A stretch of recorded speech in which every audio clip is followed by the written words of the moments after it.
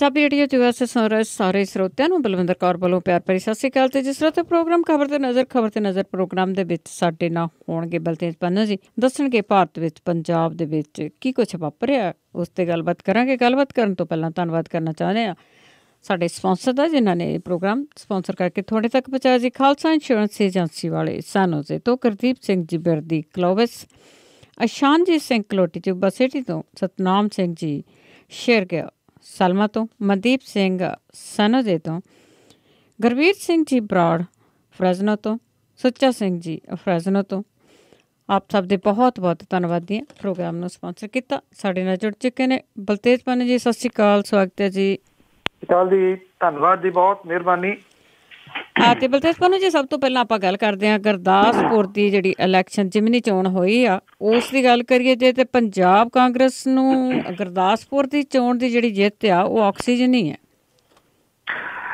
ਬਿਲਕੁਲ ਜੀ, ਜਿਹੜੀ ਵਿਰੋਧੀ ਧਿਰਾਂ ਦੀਆਂ ਆਲੋਚਨਾਵਾਂ ਦਾ ਸ਼ਿਕਾਰ ਹੋ ਰਹੀ ਜਿਹੜੀ ਪੰਜਾਬ ਕਾਂਗਰਸ, ਚਾਹੇ ਉਹ ਜਿਹੜੇ ਚੋਣ ਵਾਅਦੇ ਕੀਤੇ ਸੀਗੇ ਜੀ ਉਹਦੇ ਕਰਕੇ ਤੁਸੀਂ ਕਹਿ ਲਓ, ਖਾਸ ਤੌਰ ਦੇ ਉੱਤੇ ਕਿਸਾਨਾਂ ਦਾ ਕਰਜ਼ਾ ਮਾਫੀ ਵਾਲਾ ਮੁੱਦਾ, ਘਰ ਘਰ ਨੌਕਰੀ ਵਾਲਾ ਮੁੱਦਾ, ਤੇ ਚਾਹੇ ਮੋਬਾਇਲ ਫੋਨਾਂ ਵਾਲਾ ਜਿਹੜਾ ਦੀ ਮੁੱਦਾ, ਸਮਾਰਟਫੋਨ ਵਾਲਾ, ਇਹ ਸਾਰਿਆਂ ਦੇ ਵਾਸਤੇ ਪ੍ਰੈਸ਼ਰਾਈਜ਼ ਜਿਹੜਾ ਦੀ ਉਹ ਕਰ ਰਹੀ ਸੀ। ਔਰ ਖਾਸ ਤੌਰ ਦੇ ਉੱਤੇ ਅਕਾਲੀ ਦਲ ਦੇ ਪ੍ਰਧਾਨ ਜਿਹੜੇ ਸੁਖਬੀਰ ਸਿੰਘ ਬਾਦਲ ਹੋਰੀ ਆ, ਉਹ ਇਹ ਕਹਿ ਰਹੇ ਸੀਗੇ ਕਿ ਇਹ ਜਿਹੜੀ ਚੋਣ ਹੈ ਇਹ ਰੈਫਰੈਂਡਮ ਹੈ 6 ਮਹੀਨਿਆਂ ਤੋਂ ਬਾਅਦ ਸਰਕਾਰ ਦਾ। ਇਹਦੇ ਵਿੱਚ ਜਿਹੜੀ ਸਾਰੀ ਤਾਕਤ ਸੀ ਉਹ ਝੋਕ ਦਿੱਤੀ ਕਾਂਗਰਸ ਨੇ, ਔਰ ਉਹਦੇ MLAs ਤੇ ਉਹਦੇ ਜਿਹੜੇ ਮੰਤਰੀ ਸੀਗੇ ਉਹਨਾਂ ਨੇ ਮਿਹਨਤ ਕੀਤੀ। ਜਿਹੜੇ ਮੰਤਰੀ ਬਣਨ ਦੀ ਇੱਛਾ ਰੱਖਦੇ ਨੇ ਉਹਨਾਂ ਨੇ ਜ਼ਿਆਦਾ ਕੀਤੀ। ਇਸੇ ਕਰਕੇ ਤੁਸੀਂ ਕਹਿ ਲਓ ਕਿ ਲੀਡ ਜਿਹੜੀ ਹੈ ਜੀ ਉਹ ਏਡੀ ਵੱਡੀ ਹੋ ਗਈ ਕਿ 1,93,217 ਵੋਟਾਂ ਦੇ ਫਰਕ ਦੇ ਨਾਲ, ਬਹੁਤ ਵੱਡੇ ਫਰਕ ਦੇ ਨਾਲ ਸੁਨੀਲ ਜਾਖੜ ਹੋਰਾਂ ਨੇ ਇਹ ਚੋਣ ਜਿਹੜੀ ਹੈ ਜੀ ਉਹ ਜਿੱਤੀ। ਜੇ ਮੈਂ ਮੇਨ ਦਾ ਦੱਸਵਾਂ ਤਾਂ ਜਿਹੜਾ ਸੁਨੀਲ ਜਾਖੜ ਹੋਰੀ ਸੀ ਜੀ, ਉਹਨਾਂ ਨੂੰ 4,99,452 ਵੋਟਾਂ ਪਈਆਂ। ਸਵਰਨ ਸਲਾਰੀਆ ਨੂੰ 3,06,533 ਤੇ ਸੁਰੇਸ਼ ਖਜੂਰੀਆ ਨੂੰ 23,579 ਵੋਟਾਂ ਜਿਹੜੀਆਂ ਸੀਗੀਆਂ ਉਹ ਸਿਰਫ ਪਈਆਂ। ਬਾਕੀ ਛੋਟੇ ਮੋਟੇ ਉਮੀਦਵਾਰ ਕਈ ਜਿਹੜੇ ਹੈਗੇ ਸੀਗੇ, ਸੰਤੋਸ਼ ਕੁਮਾਰੀ ਨੂੰ 1,011, ਅਕਾਲੀ ਦਲ ਅੰਮ੍ਰਿਤਸਰ ਦੇ ਉਮੀਦਵਾਰ ਕੁਲਵੰਤ ਸਿੰਘ ਨੂੰ 3,546, HSS ਪਾਰਟੀ ਦੇ ਰਜਿੰਦਰ ਸਿੰਘ ਨੂੰ 1,891, ਆਜ਼ਾਦ ਉਮੀਦਵਾਰ ਸਤਨਾਮ ਸਿੰਘ ਨੂੰ 996, ਸੰਦੀਪ ਕੁਮਾਰ ਨੂੰ 1,922, ਪ੍ਰਦੀਪ ਕੁਮਾਰ ਨੂੰ 2,029, ਪਰਵਿੰਦਰ ਸਿੰਘ ਨੂੰ 6,825 ਤੇ ਪਵਨ ਕੁਮਾਰ ਨੂੰ 3,791 ਜਿਹੜੀਆਂ ਉਹ ਵੋਟਾਂ ਪਈਆਂ। ਸਭ ਤੋਂ ਵੱਧ ਜਿਹੜੀ ਲੀਡ ਕਾਂਗਰਸ ਨੂੰ ਉਹ ਡੇਰਾ ਬਾਬਾ ਨਾਨਕ ਤੋਂ ਮਿਲੀ ਜੀ। ਡੇਰਾ ਬਾਬਾ ਨਾਨਕ ਉਹ ਹਲਕਾ ਜਿੱਥੇ ਸੁੱਚਾ ਸਿੰਘ ਲਗਾ ਜਿਹੜੇ ਦੀ ਉਹ ਜਿੱਤੇ ਨੇ ਕਈ ਵਾਰੀ, ਪਿਛਲੀ ਚੋਣ ਦੇ ਵਿੱਚ ਉਹ ਹਾਰ ਗਏ ਸਨ। ਤੇ ਬਹੁਤਾ ਜਿਹੜਾ ਸੀਗਾ ਜੀ ਇਸ ਵਾਰੀ ਇਸ਼ੂਲੈਸ ਇਹ ਚੋਣ ਰਹੀ। ਸੁੱਚਾ ਸਿੰਘ ਲਗਾ ਵਾਲਾ ਹੀ ਜ਼ਿਆਦਾ ਜਿਹੜਾ ਸੀਗਾ ਜੀ ਉਹ ਇਸ਼ੂ ਕੰਮ ਕਰਦਾ ਰਿਹਾ। ਕਾਂਗਰਸ ਜਿੱਤੇ ਵਿਰੋਧੀ ਧਿਰਾਂ ਦੇ ਨਿਸ਼ਾਨੇ ਤੋਂ ਥੋੜੇ ਚਿਰ ਦੇ ਵਾਸਤੇ ਤੁਸੀਂ ਕਹਿ ਲਓ ਕਿ ਪਾਸੇ ਹਟ ਜੂਗੀ ਇਸ ਜਿੱਤ ਦੇ ਨਾਲ। ਉਹਦੇ ਨਾਲ ਨਾਲ ਜਿਹੜਾ ਕਿਸੇ ਟਾਈਮ ਪੰਜਾਬ ਕਾਂਗਰਸ ਦੇ ਵਿੱਚ ਇੱਕ ਸਮਝਿਆ ਜਾਂਦਾ ਹੁੰਦਾ ਸੀਗਾ ਇੱਕ ਹਿੰਦੂ ਫੇਸ, ਜਿਹੜਾ ਜੀ ਸੁਨੀਲ ਜਾਖੜ ਹੋਰਾਂ ਦੇ ਰੂਪ ਦੇ ਵਿੱਚ ਉਹ ਇੱਕ ਹਿੰਦੂ ਫੇਸ ਨੂੰ ਉਭਾਰਨ ਦੇ ਵਿੱਚ ਸਫਲ ਰਹੀ ਆ, ਜਿਹੜਾ ਕਿ ਉਹਦੇ ਵਾਸਤੇ ਸ਼ਾਇਦ 2019 ਦੀਆਂ ਲੋਕ ਸਭਾ ਚੋਣਾਂ ਉਹਦੇ ਵਿੱਚ ਕਿਤੇ ਨਾ ਕਿਤੇ ਕਾਰਗਰ ਹਥਿਆਰ ਜਿਹੜਾ ਦੀ ਉਹ ਸਾਬਤ ਹੋ ਸਕਦਾ ਹੈ। ਉਹਦਾ ਰੀਜ਼ਨ ਇਹ ਆ ਕਿ ਪਿਛਲੀਆਂ ਵਿਧਾਨ ਸਭਾ ਦੀਆਂ ਚੋਣਾਂ ਦੇ ਵਿੱਚ ਜਿਹੜਾ ਹਿੰਦੂ ਵੋਟਰ ਸੀਗਾ 28% ਦੇ ਕਰੀਬ ਪੰਜਾਬ ਦੇ ਵਿੱਚ ਹੈ, ਉਹ ਕਿਹਾ ਜਾਂਦਾ ਜੀ ਇੱਕ ਪਾਸੜ ਭੁਗਤਿਆ ਉਹਨੇ ਕਾਂਗਰਸ ਨੂੰ ਜਿਹੜੀ ਹੈ ਜੀ ਉਹ ਵੋਟ ਪਾਈ, ਜਿਹਦੇ ਕਰਕੇ ਜਿਹੜੀ 64-65 ਆਪ ਗਿਣ ਰਹੀ ਸੀ ਸੀਟਾਂ ਕਾਂਗਰਸ, ਉਹ ਜਿਹੜੀ ਸੀ 74 ਦੀ ਗਿਣਤੀ ਤੱਕ ਜਿਹੜੀ ਸੀ ਉਹ ਜਾ ਪਹੁੰਚੀ। ਸੋ ਇਹ ਇੱਕ ਆਕਸੀਜਨ ਦੇ ਵਾਸਤੇ ਜਿਹੜਾ ਜੀ ਇਹ ਕੰਮ ਕਰੂਗੀ ਕਾਂਗਰਸ ਦੇ। ਬੇਸ਼ੱਕ ਇਹਨੂੰ ਜਿਹੜਾ ਦੀ ਪ੍ਰਚਾਰਿਆ ਜਾ ਰਿਹਾ ਕਿ ਇਹ ਜਿਹੜੀਆਂ ਮੋਦੀ ਦੀਆਂ ਪਾਲਿਸੀਜ਼, GST ਜਾਂ ਫਿਰ ਨੋਟਬੰਦੀ, ਉਹਦੇ ਵਾਸਤੇ ਲੋਕਾਂ ਨੇ ਜਿਹੜੀ ਹੈ ਜੀ ਉਹ ਮੋਹਰ ਲਾਈ ਹੈ। ਪਰ ਜੇ ਵੇਖਿਆ ਜਾਵੇ ਤਾਂ ਗੁਰਦਾਸਪੁਰ ਦਾ ਹਲਕਾ ਜਿਹੜਾ ਜੀ ਉਹ ਇਸ ਤਰ੍ਹਾਂ ਦਾ ਹੈ ਜਿੱਥੇ ਬਹੁਤ ਵੱਡਾ ਫੈਕਟਰ ਜਿਹੜਾ ਜੀ ਉਹ GST ਦਾ ਘੱਟ ਹੋਊਗਾ। ਹਾਂ, ਜੇ ਬਟਾਲੇ ਦੀ ਸਨਅਤ ਜਿਹੜੀ ਹੈ ਜੀ ਉਹਨੂੰ ਛੱਡ ਦਿੱਤਾ ਜਾਵੇ ਉਹ ਤੋਂ ਜਿਹੜਾ ਉਹ ਬਾਹਰ, ਇਹ ਜਿਹੜੀ ਹੈ ਜੀ ਇੱਕ ਪਾਸੜ ਵੋਟ ਜਿਹੜੀ ਆ ਉਹ ਭੁਗਤੀ ਆ। ਕਿਤੇ ਨਾ ਕਿਤੇ ਜਿਹੜੇ ਲੋਕ ਨੇ ਉਹ ਨਹੀਂ ਨਿਕਲੇ। ਪਰ ਹਾਂ, ਇੱਕ ਫਿਕਰਮੰਦੀ ਵਾਲੀ ਜਿਹੜੀ ਸਭ ਤੋਂ ਵੱਡੀ ਗੱਲ ਇੱਥੇ ਇਹ ਜ਼ਰੂਰ ਹੈ ਕਿ ਵੋਟ ਪਰਸੈਂਟੇਜ ਜਿਹੜਾ ਜੀ ਉਹ ਪਿਛਲੀ ਵਾਰੀ ਨਾਲੋਂ 14% ਘੱਟ ਗਿਆ, ਔਰ ਨੋਟਾਂ ਦੀ ਵਰਤੋਂ ਜਿਹੜੀ ਹੈ ਜੀ ਉਹ 7500 ਉੱਪਰ ਲੋਕਾਂ ਨੇ ਕੀਤੀ। ਇਹ ਪੁਆਇੰਟ ਵੀ ਜਿਹੜੇ ਜੀ ਉਹ ਵਿਸਾਰੇ ਨਹੀਂ ਜਾ ਸਕਦੇ। ਜੀ ਜੀ ਬਿਲਕੁਲ, ਵੋਟ ਬਹੁਤ ਘੱਟ ਪਈ ਹੈ ਜੀ। ਤੇ ਅੱਗੇ ਆਪਾਂ ਆਪ ਦੀ ਜੇ ਗੱਲ ਕਰੀਏ ਤੇ ਇਹਨਾਂ ਦਾ ਵੀ ਰਾਹ ਕੁਛ ਔਖਾ ਹੀ ਲੱਗਦਾ।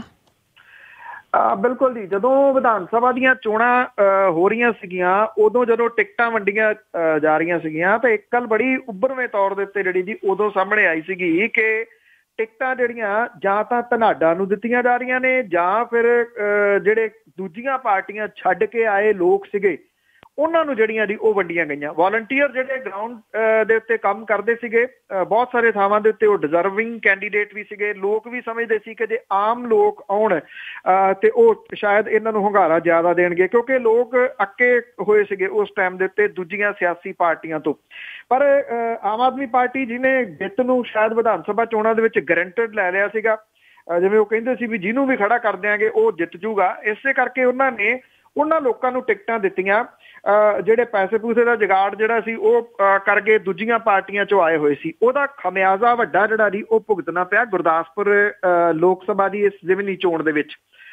9 ਹਲਕੇ ਜਿਹੜੇ ਪੈਂਦੇ ਆ ਜੀ, ਇਹਨਾਂ ਦੇ ਵਿੱਚੋਂ 5 ਜਿਹੜੇ ਵਿਧਾਨ ਸਭਾ ਹਲਕੇ ਸੀ ਉਹਨਾਂ ਦੇ ਵਿੱਚੋਂ ਪਿਛਲੀ ਵਿਧਾਨ ਸਭਾ ਦੇ ਮੌਕੇ ਦੇ ਉੱਤੇ ਚੋਣ ਲੜ ਚੁੱਕੇ ਉਮੀਦਵਾਰ ਜਿਹੜੇ ਸੀ ਉਹ ਪਾਰਟੀ ਨੂੰ ਛੱਡ ਗਏ, ਕਿਉਂਕਿ ਉਹ ਤਜਰਬੇ ਵਾਲੇ ਲਏ ਸੀਗੇ ਆਮ ਆਦਮੀ ਪਾਰਟੀ ਨੇ, ਤੇ ਉਹ ਆਪਣਾ ਤਜਰਬਾ ਇੱਕ ਵਾਰੀ ਫੇਰ ਜਿਹੜਾ ਜੀ ਉਹ ਸਿੱਧ ਕਰ ਗਏ ਕਿ ਚੋਣਾਂ ਦੇ ਮੌਕੇ ਦੇ ਉੱਤੇ ਜਿਹੜਾ ਸੀ ਉਹ ਕੋਈ ਕਿਸੇ ਪਾਰਟੀ ਦੇ ਵਿੱਚ ਵੜ ਗਿਆ, ਕੋਈ ਕਿਸੇ ਪਾਰਟੀ 'ਚ। ਉਹਦੇ ਨਾਲ ਹੋਇਆ ਕਿ ਵਾਲੰਟੀਅਰ ਜਿਹੜੇ ਸੀ ਇਹਨਾਂ ਨੇ ਵਿਧਾਨ ਸਭਾ ਦੀਆਂ ਟਿਕਟਾਂ ਵੰਡਣ ਦੇ ਵੇਲੇ ਨਾਰਾਜ਼ ਕਰ ਲਏ।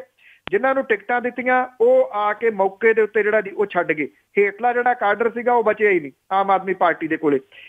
ਜਿਹੜਾ ਮੌਜੂਦਾ ਢਾਂਚਾ ਇਹਨਾਂ ਨੇ ਤਿਆਰ ਕੀਤਾ, ਹਾਲਾਤ ਉਹਦੇ ਵਿਚਲੇ ਵੀ ਇਦਾਂ ਦੇ ਹੀ ਨੇ, ਭਾਵ ਕਿ ਉੱਥੇ ਵੀ ਆਪਣੇ ਜਿਹੜੇ ਨੇ ਉਹ ਜੁਗਾੜਬੰਦੀ ਕਰਕੇ ਬਹੁਤੇ ਜਿਹੜੇ ਆ ਜੀ ਉਹ ਫਿੱਟ ਕਰ ਲਏ ਗਏ ਨੇ, ਔਰ ਜਿਹੜੇ ਵਾਲੰਟੀਅਰ ਆ ਉੱਥੋਂ ਫੇਰ ਇਗਨੋਰ ਹੋ ਗਏ। ਉਹਦੇ ਕਰਕੇ ਨਾ ਵਾਲੰਟੀਅਰ ਉੱਥੇ ਪਹੁੰਚੇ ਮਿਹਨਤ ਕਰਨ ਦੇ ਵਾਸਤੇ, ਨਾ ਇਹ ਜਿਹੜੇ ਢਾਂਚੇ ਦੇ ਵਿੱਚ ਬਣਾਏ ਲੋਕ ਸੀਗੇ ਜੀ ਇਹ ਬਹੁਤੇ ਜ਼ਿਆਦਾ ਜਿਹੜੇ ਉਹ ਪਹੁੰਚੇ। ਹਾਂ, ਸ਼ਕਲਾਂ ਵਿਖਾਉਣ ਦੇ ਵਾਸਤੇ ਮਾੜਾ ਮੋਟਾ ਜਿਹੜਾ ਜੀ ਉਹ ਜ਼ਰੂਰ ਚਲੇ ਗਏ। ਭਗਵੰਤ ਮਾਨ ਜਿਹੜਾ ਸੀਗਾ ਜੀ ਉਹ ਉੱਥੇ ਜ਼ਰੂਰ ਲੱਗੇ ਰਹੇ। ਸੁਖਪਾਲ ਸਿੰਘ ਖਹਿਰਾ ਹੋਰੀ ਜਿਹੜੇ ਉਹ ਟਾਵੇਂ ਟਾਵੇਂ ਜਾਂਦੇ ਆਉਂਦੇ ਰਹੇ, ਜਾਂਦੇ ਜ਼ਰੂਰ ਰਹੇ। ਅਮਨ ਅਰੋੜਾ ਜਿਨ੍ਹਾਂ ਨੂੰ ਇੱਕ ਅਹਿਮ ਜ਼ਿੰਮੇਵਾਰੀ ਵੀ ਦਿੱਤੀ ਹੋਈ ਆ ਪਾਰਟੀ ਨੇ ਤੇ ਢਾਂਚਾ ਬਣਾਉਣ ਦੇ ਵਿੱਚ ਵੀ ਉਹਨਾਂ ਦਾ ਰੋਲ ਸੀਗਾ, ਉਹਨਾਂ ਨੇ ਕੈਨੇਡਾ ਤੇ ਅਮਰੀਕਾ ਦੀ ਜਿਹੜੀ ਫੇਰੀ ਸੀ ਉਹਨੂੰ ਤਰਜੀਹ ਦਿੱਤੀ। ਇਸ ਚੋਣ ਨੂੰ ਕੋਈ ਤਰਜੀਹ ਜਿਹੜੀ ਆ ਉਹਨਾਂ ਨੇ ਨਹੀਂ ਦਿੱਤੀ। ਹਾਈ ਕਮਾਂਡ ਜਿਹੜੀ ਸੀਗੀ ਆਮ ਆਦਮੀ ਪਾਰਟੀ ਦੀ ਉਹ ਬਿਲਕੁਲ ਹੀ ਪਾਸੇ ਹਟ ਕੇ ਜਿਹੜਾ ਦੀ ਉਹ ਬਹਿ ਗਈ। ਉਹਨੇ ਨਾ ਫਾਈਨੈਂਸ਼ਲੀ ਕੋਈ ਮਦਦ ਕੀਤੀ ਇੱਥੇ ਪਾਰਟੀ ਦੀ, ਤੇ ਨਾ ਜਿਹੜਾ ਸੀਗਾ ਜੀ ਕੋਈ ਲੀਡਰਸ਼ਿਪ ਦੇ ਵਜੋਂ ਜਿਹੜੀ ਮਦਦ ਕੀਤੀ ਗਈ ਇੱਥੇ ਜਿਹੜਾ ਲੋਕਾਂ ਨੂੰ ਅਟਰੈਕਟ ਕਰਨ ਦੇ ਵਾਸਤੇ। ਜਦੋਂ ਜਿਹੜੇ ਵਿਧਾਨ ਸਭਾ ਚੋਣਾਂ ਦੇ ਦੌਰਾਨ ਉਮੀਦਵਾਰ ਬਣੇ ਸੀ ਉਹੀ ਹੀ ਸਾਥ ਛੱਡ ਜਾਣ ਤੇ ਫਿਰ ਉੱਥੋਂ ਜਿਹੜਾ ਜੀ ਉਹ ਫੰਡਿੰਗ ਕਿਹਨੇ ਇਕੱਠੀ ਕਰਨੀ ਸੀਗੀ। ਜਿਹੜੇ ਸੁਰੇਸ਼ ਖਜੂਰੀਆ ਹੋਰੀ ਨੇ ਉਹ ਰਾਜਨੀਤਿਕ ਹਸਤੀ ਨਹੀਂ ਹੈਗੇ, ਉਹ ਆਮ ਵਿਅਕਤੀ ਨੇ, ਜਿਹਦੇ ਕਰਕੇ ਉਹ ਜਿਹੜਾ ਸੀਗਾ ਜੀ ਫੰਡਿੰਗ ਵਗੈਰਾ ਉਹ ਵੀ ਇਕੱਠੀ ਨਹੀਂ ਕਰ ਸਕੇ। ਇਹ ਚੀਜ਼ਾਂ ਨੇ ਸੈਟ ਬੈਕ ਜਿਹੜੀ ਹੈ ਜੀ ਉਹ ਆਮ ਆਦਮੀ ਪਾਰਟੀ ਨੂੰ ਮਾਰੀ। ਜਿੱਥੇ ਪਹਿਲਾਂ ਕਿਹਾ ਜਾਂਦਾ ਸੀ ਕਿ ਮਾਝੇ ਦੇ ਵਿੱਚ ਉਹਦੇ ਪੈਰ ਘੱਟ ਲੱਗੇ ਆ, ਔਰ ਹੁਣ ਤਾਂ ਇਹ ਕਹਿ ਸਕਦੇ ਇਸ ਚੋਣ ਤੋਂ ਬਾਅਦ ਕਿ ਮਾਝੇ ਦੇ ਵਿੱਚ ਉਹਦੇ ਪੈਰ ਲੱਗੇ ਹੀ ਨਹੀਂ। ਕੀ ਲੱਗ ਸਕਣਗੇ ਇਹ ਬਹੁਤ ਵੱਡਾ ਸਵਾਲ ਹੈ, ਕਿਉਂਕਿ ਮਾਝੇ ਦੇ ਵਿੱਚ ਜਿਹੜੀਆਂ ਬਹੁਤੀਆਂ ਟਿਕਟਾਂ ਵੰਡੀਆਂ ਗਈਆਂ ਸੀਗੀਆਂ ਉਹ ਇਸੇ ਤਰੀਕੇ ਨਾਲ ਵੰਡੀਆਂ ਗਈਆਂ ਸੀ ਜਿਵੇਂ ਗੁਰਦਾਸਪੁਰ ਦੀਆਂ ਵੰਡੀਆਂ ਗਈਆਂ ਸੀ।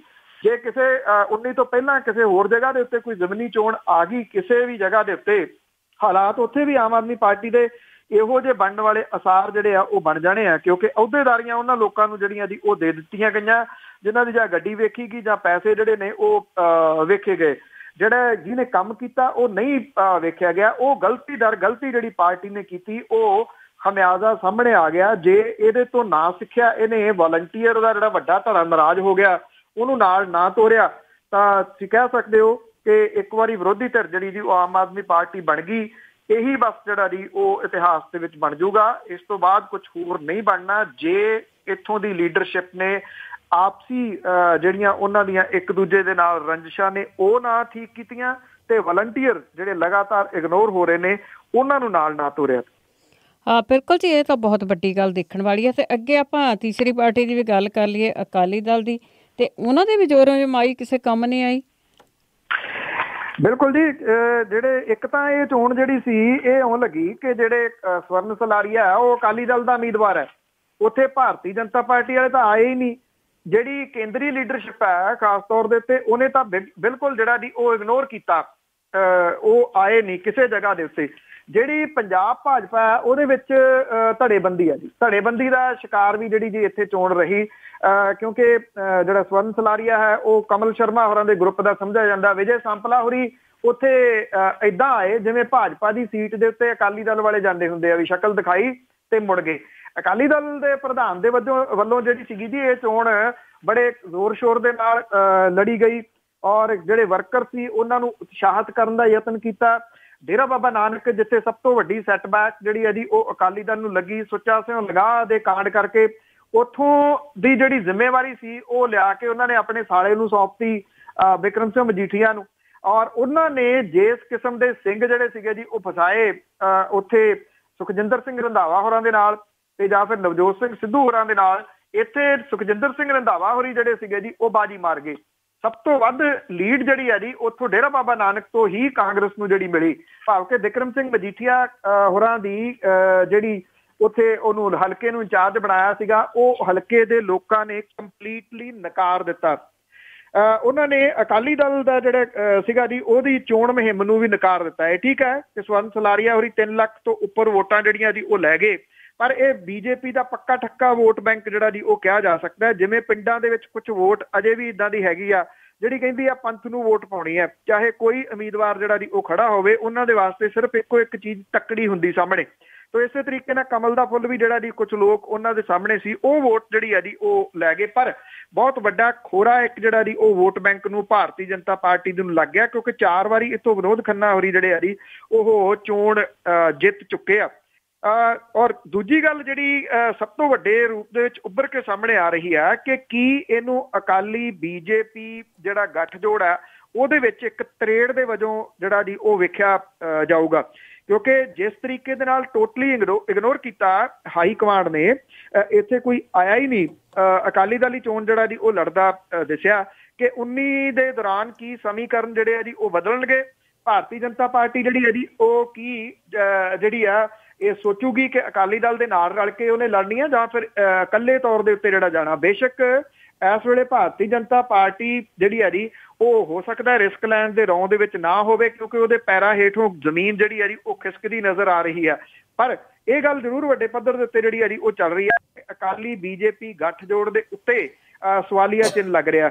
ਇੱਕ ਸਵਾਲੀਆ ਚਿੰਨ੍ਹ ਜਿਹੜੀ ਇਹ ਚੋਣ ਆ ਉਹਦੇ ਤੋਂ ਬਾਅਦ ਸ਼ਾਇਦ ਸੁਖਬੀਰ ਸਿੰਘ ਬਾਦਲ ਹੋਰਾਂ ਦੇ ਅਕਾਲੀ ਦਲ ਦੀ ਪ੍ਰਧਾਨਗੀ ਦੇ ਉੱਤੇ ਵੀ ਉੱਠ ਕੇ ਜਿਹੜਾ ਜੀ ਉਹ ਖੜਾ ਹੋਊਗਾ। ਬੇਸ਼ੱਕ ਤੁਰੰਤ ਨਾ ਖੜਾ ਹੋਵੇ, ਪਰ ਇੱਕ ਗੱਲ ਪੱਕੀ ਹੈ ਜੀ, ਇਸ ਚੋਣ ਤੋਂ ਬਾਅਦ ਇਹ ਖੜਾ ਤਾਂ ਹੋਊਗਾ ਔਰ ਆਪਣੇ ਰਿਸ਼ਤੇਦਾਰਾਂ ਨੂੰ ਜਿਹੜਾ ਜੀ ਉਹ ਸਾਰਾ ਕੁਝ ਦੇਣਾ, ਇਸ ਗੱਲ ਦੇ ਉੱਤੇ ਵੀ ਸਵਾਲ ਖੜੇ ਹੋਣਗੇ।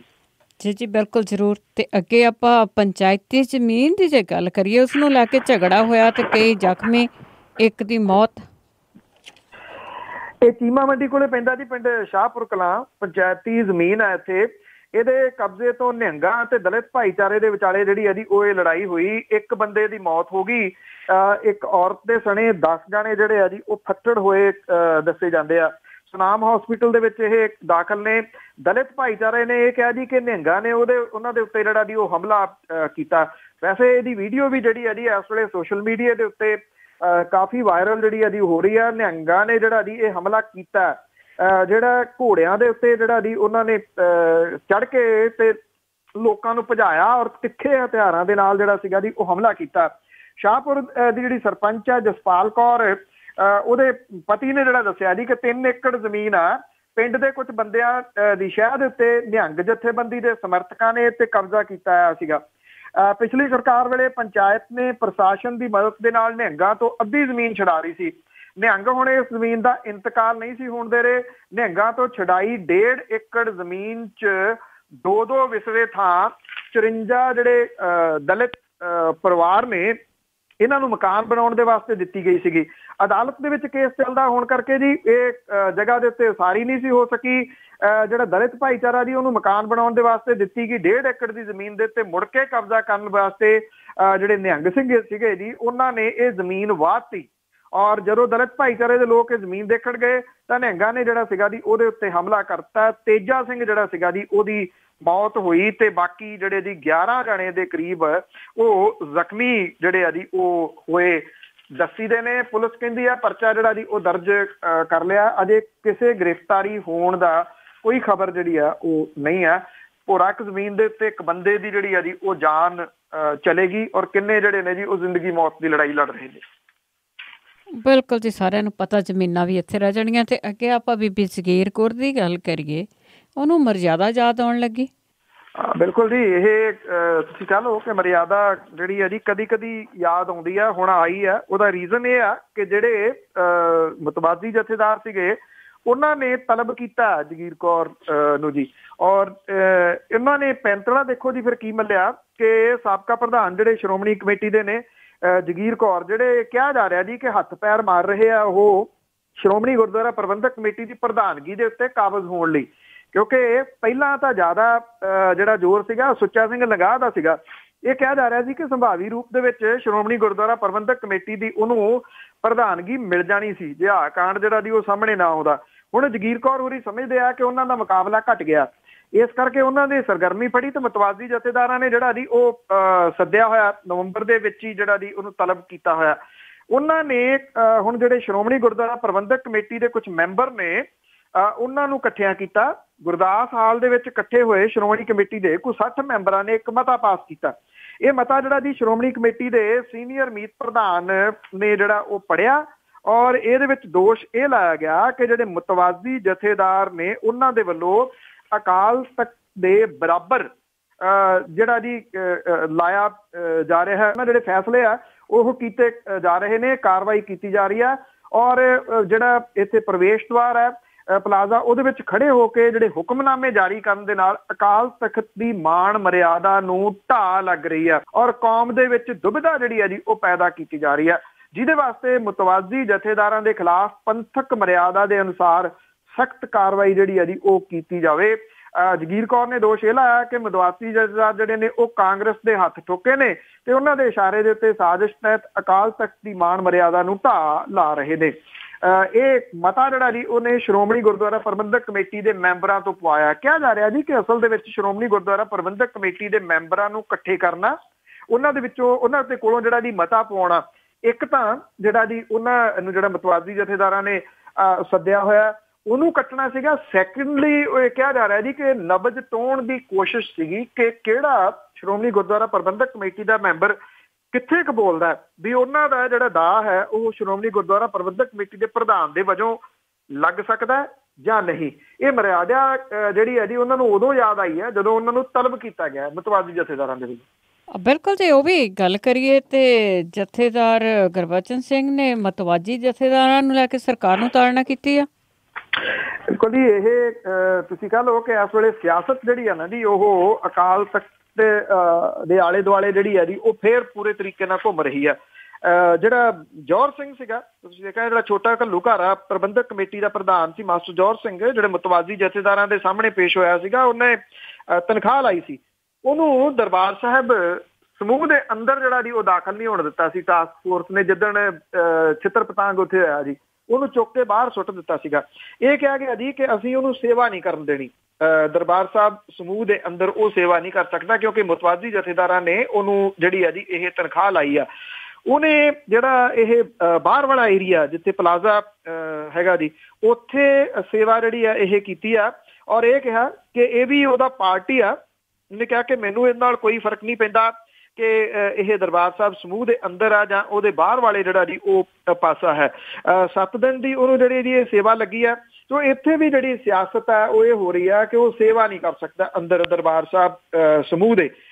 ਮਤਲਬ ਇਹ ਹੈ ਜੀ ਕਿ ਜੇ ਜਿਹੜੇ ਜਥੇਦਾਰ ਨੇ ਗੁਰਬਚਨ ਸਿੰਘ ਹੋਰੀ ਉਹਨੇ ਕੋਈ ਕਾਰਵਾਈ ਕੀਤੀ ਹੁੰਦੀ ਤਾਂ ਉਹੀ ਸੇਵਾ ਜਿਹੜੀ ਹੈ ਜੀ ਉਹ ਕਰ ਸਕਦੇ ਆ।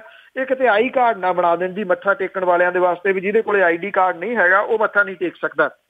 ਗਿਆਨੀ ਗੁਰਬਚਨ ਸਿੰਘ ਹੋਰਾਂ ਨੇ ਹੁਣ ਸਰਕਾਰ ਨੂੰ ਜਿਹੜੀ ਹੈ ਜੀ ਇਹ ਤਾੜਨਾ ਕੀਤੀ ਆ ਕਿ ਦੀਵਾਲੀ ਦੇ ਮੌਕੇ ਦੇ ਉੱਤੇ ਜਿਹੜੇ ਮੁਤਵਾਜ਼ੀ ਜਥੇਦਾਰ ਹੈ ਉਹਨਾਂ ਨੂੰ ਹੁਕਮਨਾਮਾ ਜਾਰੀ ਕਰਨ ਤੋਂ ਰੋਕਣ ਦੇ ਵਾਸਤੇ ਇਹ ਜ਼ਿੰਮੇਵਾਰੀ ਜਿਹੜੀ ਆ ਉਹ ਸਰਕਾਰ ਦੀ ਹੈ।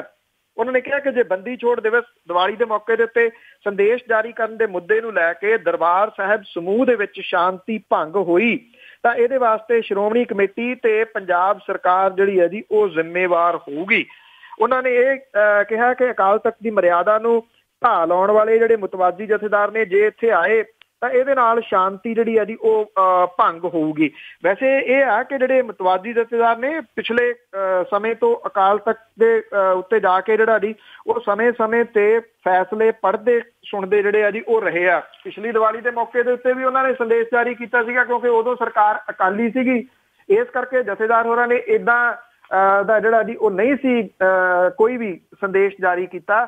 ਇਸ ਵਾਰੀ ਸਰਕਾਰ ਬਦਲ ਗਈ ਤੇ ਹੁਣ ਜੇ ਤਾਂ ਉਹ ਆਰਾਮ ਦੇ ਨਾਲ ਜਿਹੜਾ ਜੀ ਨਾ ਆਏ ਤਾਂ ਉਹਦੇ ਵਿੱਚ ਇਹ ਸਫਲਤਾ ਜਿਹੜੀ ਗਿਣੀ ਜਾਊਗੀ, ਪਰ ਉਹ ਆਉਣਗੇ। ਜੇ ਉੱਥੇ ਕਿਸੇ ਕਿਸਮ ਦੀ ਗੜਬੜ ਹੁੰਦੀ ਆ ਤੇ ਪਹਿਲਾਂ ਬਿਆਨ ਜਿਹੜਾ ਜੀ ਉਹ ਦਵਾ ਦਿੱਤਾ ਗਿਆ ਤੇ ਫਿਰ ਇਹ ਕਿਹਾ ਜਾਊਗਾ ਕਿ ਲਓ ਜੀ ਇਹ ਤਾਂ ਪੰਜਾਬ ਸਰਕਾਰ ਇਹਦੇ ਵਾਸਤੇ ਜ਼ਿੰਮੇਵਾਰ ਸੀ, ਤਾਂ ਕਰਕੇ ਇਹ ਸਾਰਾ ਕੁਝ ਹੋਇਆ।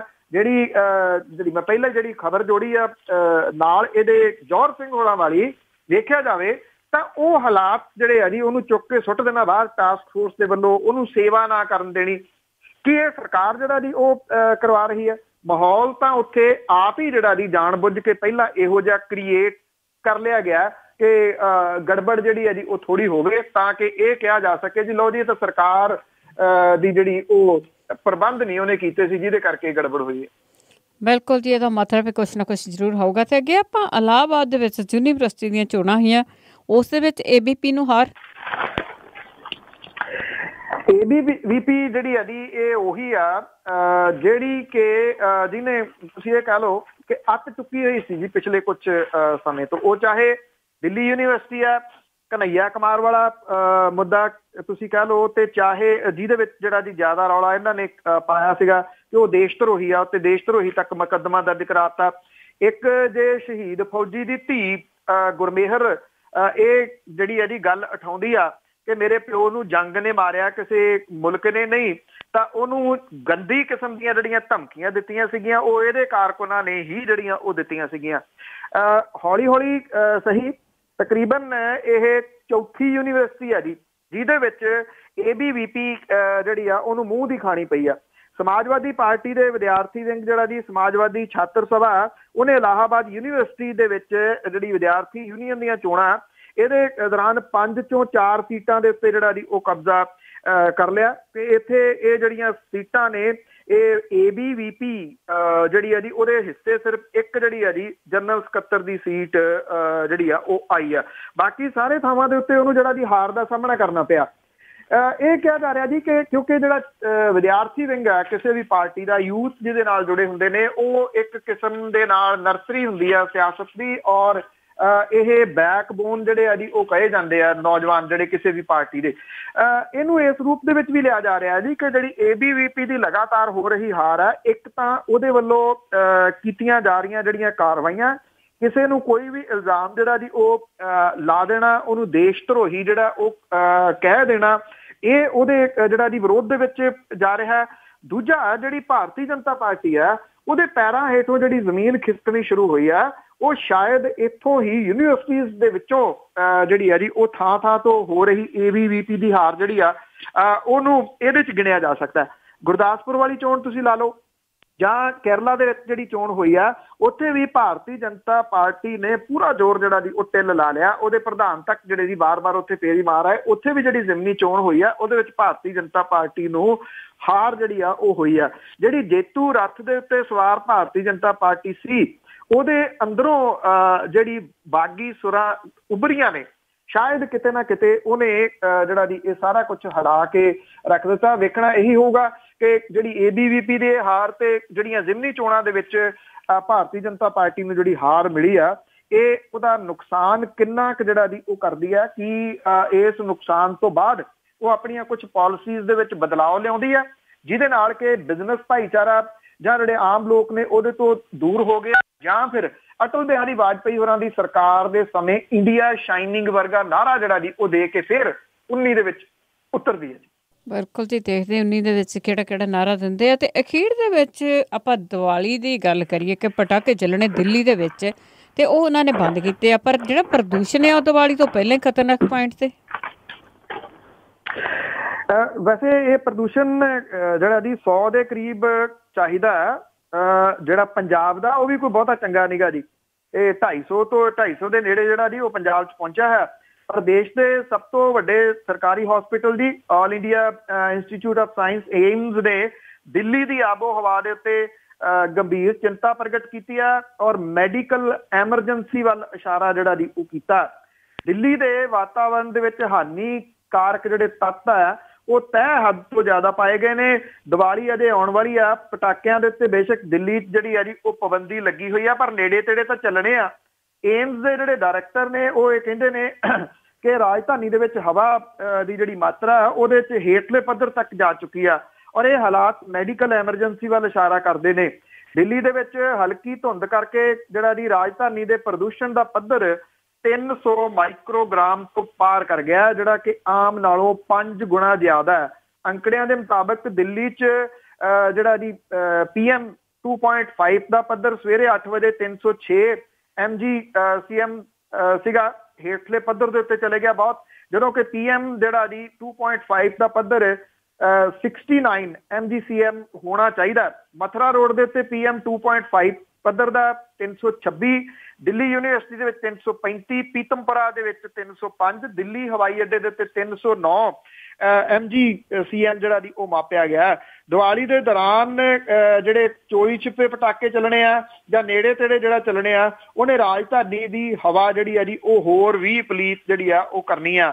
ਦੀਵਾਲੀ ਤੋਂ ਪਹਿਲਾਂ ਜਿਵੇਂ ਹਵਾ ਜਿਹੜੀ ਆ ਉਹ ਬਦਲ ਰਹੀ ਆ, ਖਤਰਨਾਕ ਕਣਾਂ ਦੀ ਮਾਤਰਾ ਜਿਹੜੀ ਆ ਜੀ ਉਹ ਵੱਧ ਰਹੀ ਆ। ਉਹਦੇ ਤੋਂ ਇਹ ਪਤਾ ਲੱਗਦਾ ਕਿ ਆਉਂਦੇ ਦਿਨਾਂ ਦੇ ਵਿੱਚ ਦਿੱਲੀ ਦੇ ਵਿੱਚ ਰਹਿਣ ਵਾਲੇ ਜਿਹੜੇ ਲੋਕ ਨੇ ਉਹਨਾਂ ਲਈ ਸਿਹਤ ਖਾਸ ਤੌਰ ਦੇ ਉੱਤੇ ਦਮੇ ਦੇ ਮਰੀਜ਼ਾਂ ਦੇ ਵਾਸਤੇ ਇਹ ਦਿਨ ਜਿਹੜੇ ਆ ਜੀ ਬਹੁਤ ਖਤਰਨਾਕ ਹੋ ਸਕਦੇ ਆ ਔਰ ਇਹੋ ਜਿਹੇ ਖਤਰਨਾਕ ਹਾਲਾਤ ਪੰਜਾਬ ਦੇ ਵਿੱਚ ਵੀ ਸ਼ਾਇਦ ਜਿਹੜਾ ਬਣਨ ਵਾਲੇ ਆ, ਕਿਉਂਕਿ ਮੈਂ ਅੱਗੇ ਵੀ ਇੱਕ ਦਿਨ ਗੱਲ ਸਾਂਝੀ ਕੀਤੀ ਸੀ ਕਿ ਜਿਹੜਾ ਦਿੱਲੀ ਦੇ ਵਿੱਚ ਪਟਾਕਿਆਂ ਦੇ ਉੱਤੇ ਪਾਬੰਦੀ ਲੱਗੀ ਆ ਇਹ ਕਈ ਹਜ਼ਾਰ ਕਰੋੜ ਰੁਪਈਏ ਦਾ ਬਿਜ਼ਨਸ ਆ ਤੇ ਜਿਹੜੇ ਸੂਬਿਆਂ ਵੱਲ ਨੂੰ ਇਹਨਾਂ ਬਿਜ਼ਨਸਮੈਨਾਂ ਨੇ ਰੁੱਖ ਕੀਤਾ, ਪੰਜਾਬ ਉਹਦੇ ਵਿੱਚੋਂ ਪ੍ਰਾਇਓਰਿਟੀ ਦੇ ਉੱਤੇ ਜਿਹੜਾ ਜੀ ਉਹ ਆਉਂਦਾ। ਵੇਖਣਾ ਇਹੀ ਹੋਊਗਾ ਕਿ ਕਿੰਨਾ ਕੁ ਪਟਾਕਾ ਇੱਥੇ ਆਉਂਦਾ। ਬੇਸ਼ੱਕ ਜਿਹੜੀ ਅਦਾਲਤ ਹੈ ਉਹ ਸਖਤ ਹੈ, 3 ਘੰਟੇ ਉਹਨੇ ਪਟਾਕੇ ਚਲਾਉਣ ਦੀ ਪਰਮਿਸ਼ਨ ਦਿੱਤੀ ਆ। ਕੱਲ ਜਦੋਂ ਕਾਂਗਰਸ ਦੀ ਜਿੱਤ ਤੋਂ ਬਾਅਦ ਕਾਂਗਰਸ ਦੇ ਦਫ਼ਤਰ ਦੇ ਵਿੱਚ ਪਟਾਕੇ ਚੱਲ ਰਹੇ ਸੀ ਚੰਡੀਗੜ੍ਹ ਤੇ ਉੱਤੇ ਪੁਲਿਸ ਜਿਹੜੀ ਆ ਜੀ ਉਹ ਤੁਰੰਤ ਪਹੁੰਚੀ ਆ ਔਰ ਉਹਨੇ ਕਿਹਾ ਕਿ ਹਾਈ ਕੋਰਟ ਦੇ ਹੁਕਮਾਂ ਦੀ ਉਲੰਘਣਾ ਕਰ ਰਹੇ ਹੋ। ਉਹਨੇ ਤੁਰੰਤ ਪਟਾਕੇ ਜਿਹੜੇ ਆ ਜੀ ਉਹ ਰੁਕਵਾਏ ਆ। ਸੋ ਲੈਟਸ ਸੀ ਕਿ ਜਿਹੜਾ ਦੀਵਾਲੀ ਦੇ ਦਿਨ ਦੇ ਉੱਤੇ ਹਾਈ ਕੋਰਟ ਦੇ ਇਹਨਾਂ ਹੁਕਮਾਂ ਦਾ ਪੰਜਾਬ 'ਚ ਕਿੰਨਾ ਅਸਰ ਜਿਹੜਾ ਜੀ ਉਹ ਹੁੰਦਾ। ਪਰ ਜੇ ਇਸ ਕਿਸਮ ਦੀਆਂ ਰਿਪੋਰਟਾਂ ਜਿਹੜੀਆਂ ਜੀ ਉਹ ਆ ਰਹੀਆਂ ਨੇ ਉਹ ਇਹ ਦੱਸਦੀਆਂ ਨੇ ਕਿ ਦਮੇ ਵਗੈਰਾ ਦੇ ਜਿਹੜੇ ਮਰੀਜ਼ ਨੇ ਉਹਨਾਂ ਦੇ ਵਾਸਤੇ ਸਾਹ ਲੈਣਾ ਔਖਾ ਹੋ ਜਾਣਾ ਜੀ। ਦੇਖੋ ਅਸੀਂ ਪੰਜਾਬ ਵਾਲੇ ਜਾਂ ਚੰਗਾ ਜਾਂ ਮਾੜਾ ਕੰਮ ਹੈ ਅਸੀਂ ਪਹਿਲੇ ਨੰਬਰ ਤੇ ਰਹਿੰਦੇ। ਤੁਹਾਡਾ ਬਹੁਤ ਬਹੁਤ ਧੰਨਵਾਦ ਬਲਤੇਜ ਪੰਨੂ ਜੀ। ਮਿਹਰਬਾਨੀ ਜੀ, ਧੰਨਵਾਦ। ਸਤਿ ਸ਼੍ਰੀ ਅਕਾਲ ਜੀ। ਸਤਿ ਸ਼੍ਰੀ ਅਕਾਲ ਜੀ। ਤੇ ਸਰੋਤੇ ਸਨ ਬਲਤੇਜ ਪੰਨੂ ਜੀ ਜੋ ਸਾਡੇ ਨਾਲ ਜੁੜਦੇ ਨੇ ਕਰਦੇ ਨੇ ਖਬਰਾਂ। ਹੁਣ ਇਸੇ ਦੇ ਨਾਲ ਅੱਜ ਦਾ ਬੁਲਟਨ ਇੱਥੇ ਸਮਾਪਤ। ਅਗਲੇ ਬੁਲਟਨ ਤੱਕ ਬਲਵਿੰਦਰ ਕੌਰ ਵੱਲੋਂ ਆਪ ਸਭ ਨੂੰ ਹੀ ਪਿਆਰ ਭਰੀ ਸਤਿ ਸ਼੍ਰੀ ਅਕਾਲ।